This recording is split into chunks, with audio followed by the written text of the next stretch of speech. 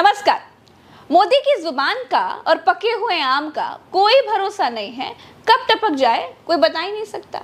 जिन अंबानी को नरेंद्र मोदी कल तक काले धन वाले टेम्पो का मालिक बता रहे थे, आज उन्हीं अंबानी के घर फूफा बनकर दावत उड़ाने पहुंच गए। वैसे मोदी अंबानी के सगे फूफा नहीं है, नहीं भी जाते तो फेरे नहीं होते, ऐसा बिल्कुल नहीं था। देखिए, मैंने पहले ही कहा है, मोदी की जुबान का, उनके काम का और पके हुए आम का कोई भरोसा नहीं है। चलिए, अब दो बातें हैं।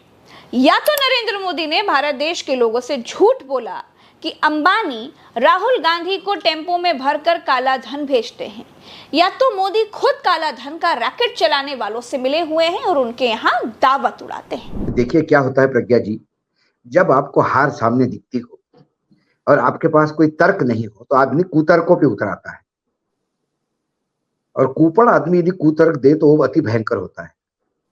जब उन्हें कुछ नहीं मिला, उन्होंने कांग्रेस का अकाउंट फ्रीज किया। उन्हें लगा कि ये रास्ते पे आ जाएंगे, चुनाव लड़ने की स्थिति में नहीं रहेंगे, लेकिन लोग कांग्रेस के लिए चुनाव लड़ रहे थे। मैं आपको महाराष्ट्र की यदि बात बताऊं, क्योंकि मैं महाराष्ट्र में टूर कर रहा था तब, तो एक जगह एक सांसद की रैली थी, तो सांसद रास्ते में देखा कि रास्ते पे लोग खड़े हैं। हम भी उसी सांसद की गाड़ी से ही जा रहे थे, मतलब जो उम्मीदवार था कांग्रेस का, इंडिया गठबंधन का, तो उसके एक गाड़ी के साथ हमारी गाड़ी भी थी। तो रास्ते में एक जगह जमाव दिखा उसको रोड पे, तो उसमें गाड़ी रोकी, क्योंकि चुनाव के टाइम पे नेता अक्सर ऐसे करते कि भाई किसी को हॉस्पिटल पहुंचाना हो तो एकदम उसी को खबर बनवाते हैं। तो उसको लगा क्या हो गया जमाव रास्ते पे, तो वो उतरा तो हम भी गाड़ी से उतर के भागे कि क्या क्या माजमा है। तो उन्हें लोगों को कहा कि क्या हो गया। बोला कुछ नहीं साहब, रैली के लिए जाइए आप। नहीं, बोला आप क्यों खड़े हैं। बोले हम गाड़ी का इंतजार कर रहे हैं। बोले मैं समझा नहीं। बोले साहब हम जानते हैं कि कांग्रेस का अकाउंट फ्रीज किया हुआ है, आपके पास पैसे तो होंगे नहीं, लेकिन गांव वालों ने तय कर लिया कि आपकी रैली में आना है, तो हमने चंदा करके एक टेम्पो हायर किया है। अब वो टेम्पो लगातार चक्कर काट रहा है, तो बहुत सारे लोग चले गए, अभी 2 ट्रिप के लोग बैठे हैं, तो हम इंतजार कर रहे हैं वो भी आए, तो तब तक हम भी पहुंच जाएंगे आप पहुंचते पहुंचते। ये क्या है? ये पीपल्स पार्टिसिपेशन जिसको हम कहते हैं।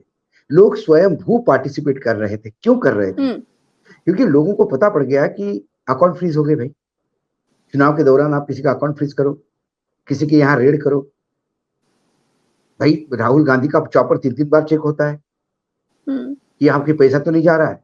और वहां कोल्हापुर में वीडियो आते हैं कि एकनाथ शिंदे का चॉपर लैंड होता है और उसमें से बैग ही बैग निकलते हैं, कोई पूछने वाला नहीं है। तो सबको पता है कि ईडी, सीबीआई, इनकम टैक्स का कैसा वन वे यूज हुआ है। तो इसका बावजूद लोग इससे चिढ़ गए, और चिढ़ने के कारण जो लोग मोदी की विचारधारा के साथ उनको लग रहा था कुछ होगा, वो भी एंटी मोदी हो गए। खासकर मोदी जी का वो कहना कि गले का मंगलसूत्र उतार के तुमको उसको दिया जाएगा और घर के भैंस खोल के दी जाएगी। लोग बीजेपी सिंपथाइजर भी बोले यार ये बहुत ज्यादा हो गया। अब मोदी जी वो मोदी जी के पास कुछ नहीं बचा है, बस यही करेंगे। और फिर मोदी जी ये भूल गए कि उन्होंने क्या किया। ये मैं हमेशा एक कहानी सुनाता हूँ इसके साथ रिलेटेड जो होती है ऐसी ही, कि एक आदमी साइंस का लेक्चरर स्कूटर लेके जंगल से निकला, और बीच रात का टाइम, सुनसान, कोई दिख नहीं रहा था, आगे पीछे गाड़ी बंद हो गई। उसने खूब प्रयास किए, नहीं। फिर उसको गाड़ी में पेट्रोल है कि नहीं इसका डाउट आया, तो पेट्रोल देखने के लिए उसने क्या किया, माचिस जला के टंकी के पास गया और एकदम मुंह में भड़का गया। अब लोग कहे कि भाई ये साइंस का लेक्चरर है, इसको मालूम है पेट्रोल के पास आग जलाना मना है, वो जो भाप है पेट्रोल की, जो ऊपर से फ्यूम्स निकलते हैं, वो तुम्हारा चेहरा जला देगी। ऐसा मूर्खतापूर्ण काम क्यों किया? ये मूर्खतापूर्ण काम इसलिए किया क्योंकि वो जिस सिचुएशन में था उसमें उसके पास कोई, मतलब उसका दिमाग काम करना बंद कर दिया कि अंधेरी रात है, स्कूटर चालू नहीं हो रहा है, कहीं से मदद नहीं आ सकती, तो उसने ये बड़ी गलती कर ली। तो ये सिचुएशन है। जब मोदी जी ने देखा कि जनमानस साथ नहीं है, चुनाव हार रहे हैं, कहीं से वापस आने के चांस नहीं दिख रहा है, तो फिर क्या करो? अडानी अंबानी का ही नाम ले लो कि ये चुनाव लड़ रहे हैं ना, कहां से पैसा आया होगा, अडानी अंबानी ने दिया होगा। इस चुनाव में ये अंबानी अडानी से कितना माल उठाया है, काले धन के कितने बोरे भर करके रुपये मारे हैं, क्या टेम्पो भर करके नोटे कांग्रेस के लिए पहुंची है क्या? भले उम्र और अनुभव कम हो, लेकिन राहुल गांधी मोदी से 100 गुना ज्यादा मैन ऑफ वर्ड्स निकले। जिनका विरोध किया उनकी बारात में रसगुल्ला खाना उनको गवारा नहीं था, इसीलिए नहीं गए। बारात में बट रही 2 करोड़ की घड़ियां राहुल गांधी को खींच नहीं पाई और यही अंतर राहुल गांधी और नरेंद्र मोदी में है। राहुल गांधी पूंजी और पूंजीपति के लिए लार टपकाते हुए पैसों के पेड़ अंबानी की शादी में नहीं गए। शायद माँ बाप के सिखाए उसूल आज भी उनके भीतर जिंदा है। दोस्तों, मोदी बारात में उन शंकराचार्य के आगे झुके मिले जिनको राम मंदिर प्राण प्रतिष्ठा में न्योता तक नहीं भिजवाया गया था।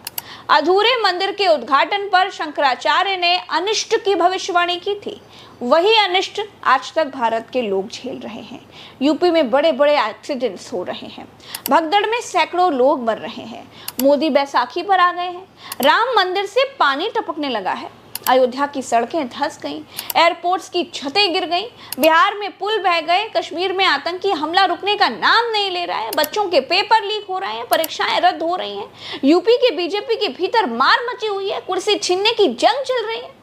दोस्तों, शंकराचार्य तब भी तटस्थ थे, किसी से प्रभावित हुए बिना अपनी बात खुलकर कहते थे और आज भी वो डंके की चोट पर बात कहते हैं। कोई और बाबा होता तो एक बार मोदी से हाथ मिला लेने के बाद केचुआ बन जाता, रीढ़ की हड्डी किनारे रखकर मोदी नामा पढ़ने लगता, लेकिन शंकराचार्य ने अपना कर्तव्य निर्वहन नहीं छोड़ा।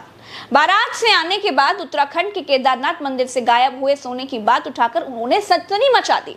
शंकराचार्य ने कहा कि उत्तराखंड के केदारनाथ मंदिर का 228 किलो सोना गायब है। 228 किलो सोने का भ्रष्टाचार हुआ है, घोटाला हो गया है, सोना गायब कर दिया गया है। तो सोने का घोटाला हो गया, आप पत्रकार लोग क्यों नहीं उठाते हो?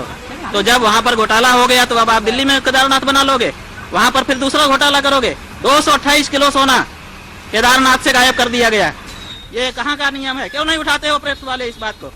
आज तक कोई जांच तक नहीं बैठाई गई। 228 किलो सोना का घोटाला केदारनाथ में हो गया, कौन जिम्मेदार है? क्यों इस बारे में जांच नहीं होती है? क्यों भाई इस बारे में निर्णय नहीं होता है? और अब आप कहेंगे हम दिल्ली में ही केदारनाथ बना लेंगे, ये नहीं। दोस्तों, भारत के मंदिरों से इतनी बड़ी मात्रा में सोना पहली बार अंग्रेजों ने लूटा था। अब बीजेपी सरकार में लूटने के आरोप लग रहे हैं। आखिर क्या हुआ सोने का? देश के सबसे बड़े शंकराचार्य को मीडिया में आकर ये मुद्दा उठाना पड़ रहा है, बड़े शर्म की बात है। और उससे ज्यादा शर्म की बात उस सरकार के लिए है जो राष्ट्रवादी है, जो डबल इंजन की सरकार है, जो धर्म के नाम पर भड़काकर और डराकर वोट लेती है। वो मंदिर से गायब हुए सोने पर शंकराचार्य को स्पष्ट जवाब आखिर क्यों नहीं देती? बीजेपी के खुद के विधायक ये मानने लगे हैं दोस्तों कि मोदी की सरकार में डिग्री लेने से कुछ नहीं होगा, मोटरसाइकिल का पंचर बनाना ही सीखना पड़ेगा। ये बीजेपी के विधायक पन्ना लाल शाक्य हैं, मध्य प्रदेश के गुना से चुने गए हैं। याद रखिए, मध्य प्रदेश कौन है? मध्य प्रदेश वही राज्य है जहां बम्पर डबल इंजन की सरकार है। ये की डिग्री से कुछ होने वाला नहीं है। मोटरसाइकिल के पंचर की दुकान खोल लेना, जिससे कम से कम अपनी जीवन यापन चलता है। दोस्तों, उत्तर प्रदेश में बीजेपी अपने शासन के अंत की तरफ है। योगी आदित्यनाथ को सत्ता से उखाड़ फेंकने की कोशिशें बीजेपी के भीतर से ही होने लगी हैं। योगी आदित्यनाथ का हटना तय है। आज नहीं तो 2027 में बीजेपी के बोरिया बिस्तर उठाने की तैयारी जनता भी कर चुकी है। यूपी के मुख्यमंत्री का इस सूरत में या फिर उस सूरत में बदलना तो तय है। बीजेपी के घड़ा कितना भर चुका है उसको केशव प्रसाद मौर्य की इस बात से समझिए। मैं सदा कहता था और आज इस प्रदेश कार्य समिति में मैं संगठन के वरिष्ठता महाप्रदेश के और प्रदेश के नेतृत्व के सामने कहा, संगठन सरकार से बड़ा है।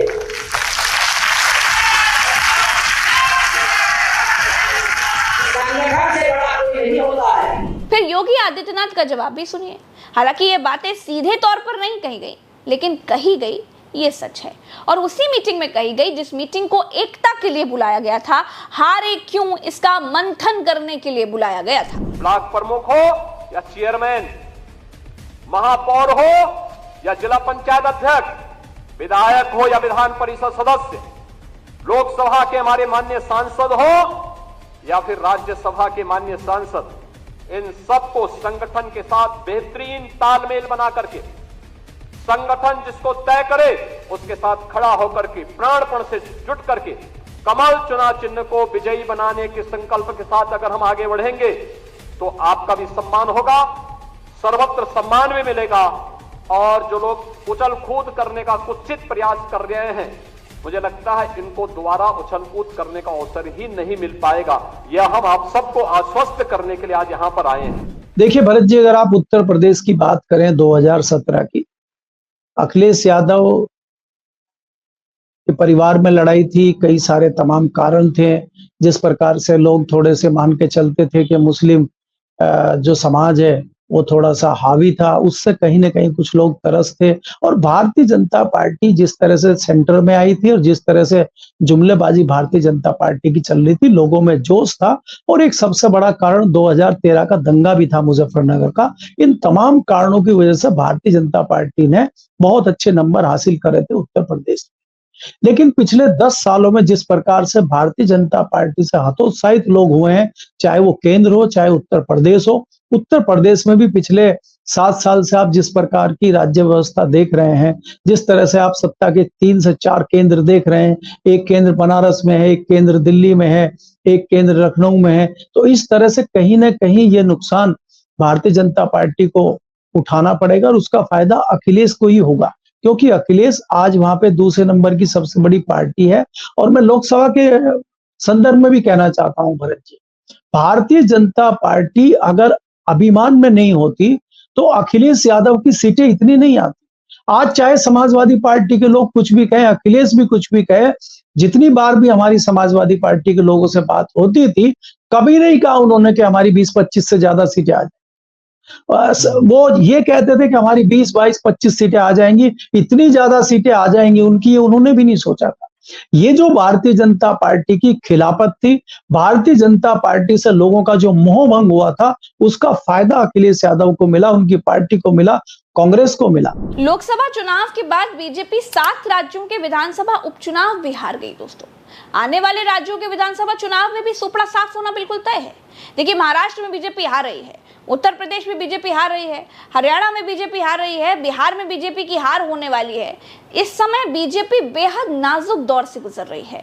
मोदी के नाम का जो ब्रांड इंटरनेट के जरिए बनाया गया था, मोदी नाम का गुब्बारा जो फुलाया गया था, वो नरेंद्र मोदी के झूठे भाषणों से अब फूट चुका है। आज की तारीख में मोदी बैसाखियों पर हैं और कई राज्यों की सरकारों का सिंहासन डोल गया है। तो दोस्तों, राह है दूर, इश्क में रोता है क्या, आगे आगे देखिए होता है क्या। इस वीडियो में इतना ही, मुझे दीजिए इजाजत, चलते हैं। राम राम, दुआ सलाम, जय हिंद। चैनल को सब्सक्राइब जरूर कीजिएगा।